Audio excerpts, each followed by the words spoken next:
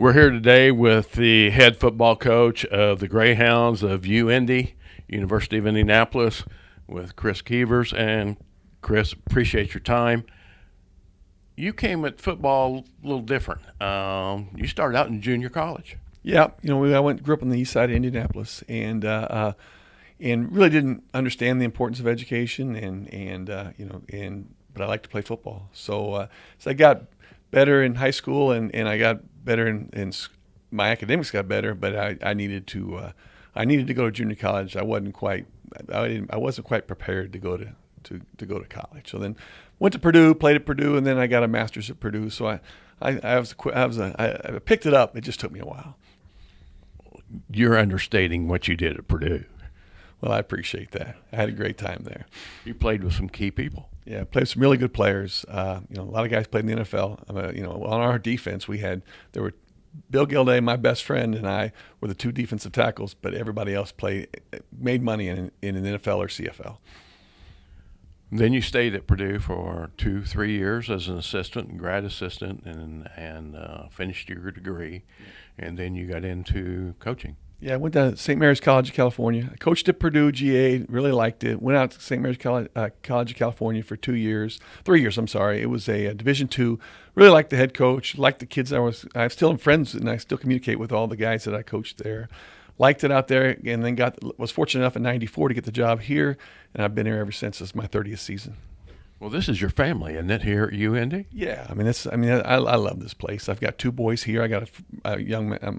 My son's a junior on the football team. I've got a sophomore wrestler on the wrestling team. So, well, you're not a Johnny-come-lately. You spent a lot of time here as an assistant coach because you were comfortable, obviously, and you liked the place. Yeah, I love I coach great people. I enjoy being around all my team. I would take every one of them home for Thanksgiving. They're just good people.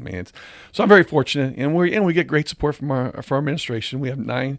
There's 10 of us. All we do is coach football. We're not firemen. We're not teachers. We just coach. We're here every morning, and we're here at night, and we're here for our players. But we get a lot of support. You've got a team that a lot of people would be envious of, because you've got kids that weren't highly recruited from other schools, but they know how to play, they love the game, and they play hard for you. Yeah, we're looking for that overachieving kid, the guy that wants to be good, the guy that loves football. And that's what you can't ever tell, is how much they love football. But you're trying to find kids that like to work in the classroom, and that are good people that love football.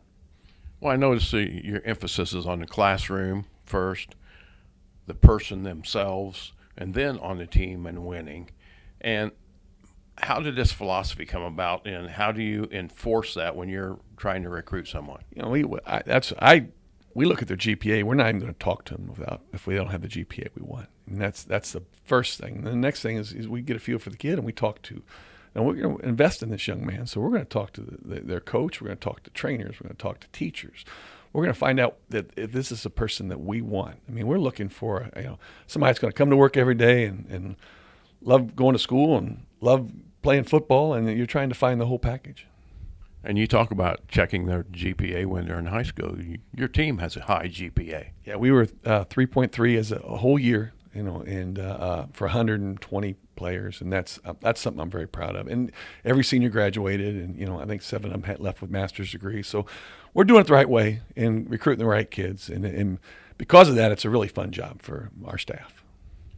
Well, you keep saying that it's a fun job for our staff, but obviously to get that quality of kids that you have and to play very successful over 85-87% success ratio since you've been the head coach, you've got to have a good staff.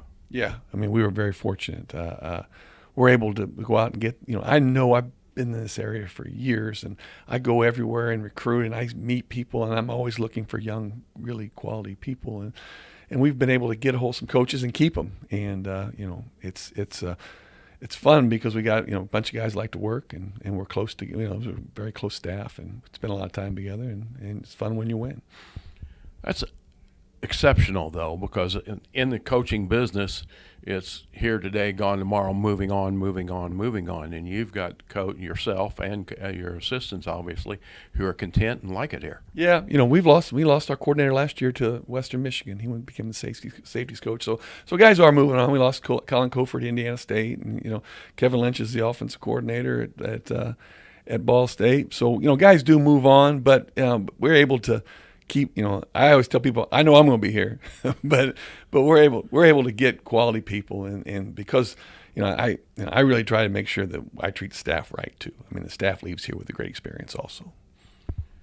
You've been very successful, and you've got some tough competition at D2 level. Tell us about your conference. It starts.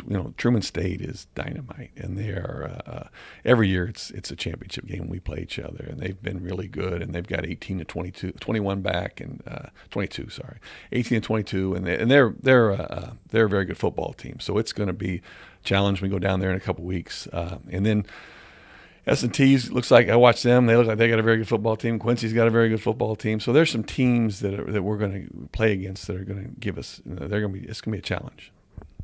You had a good crowd in your opening game. This week's a bye week.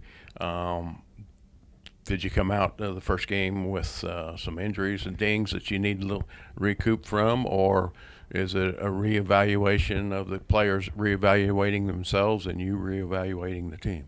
A couple guys banged up. We have a couple guys sitting out this week, so they probably wouldn't have played but they'll play the following week. And we got some really good players that really, some of our top guys didn't play as well as they know they can play. So we've got some very motivated people getting better this week. If you want to see some really good football, come to UIndy. Coach puts together a good program, good people, and they're fun to watch.